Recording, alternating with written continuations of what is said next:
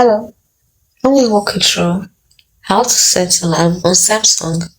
So, from the home screen, you click on the clock widget.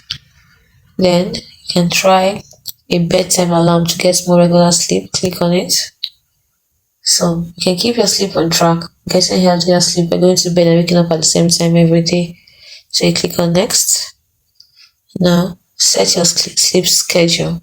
So, right now, it's set to 10 p.m. to sleep, 7 a.m. to wake. So which is 9 hours sleep. You can reduce it if you want, or you can increase it in this case. So let's say I've set this, I'm okay with what I have here. I click on next. The reminder notification, you can choose to remind 15 minutes before, at bedtime, 15 minutes, 5 minutes before, or even no alerts at all.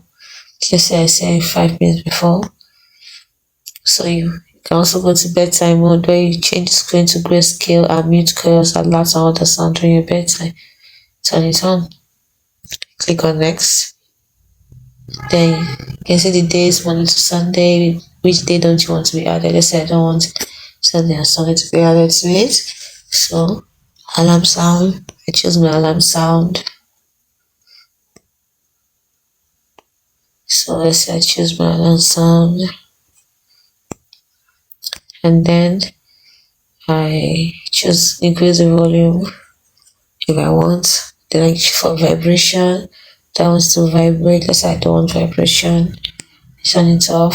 Snooze. Is it 5 minutes 3 times? If I want it to 5 minutes, how many times? If I want to 5 times, I can click on to continue ringing and ringing. I can do that. Click on done. That's it.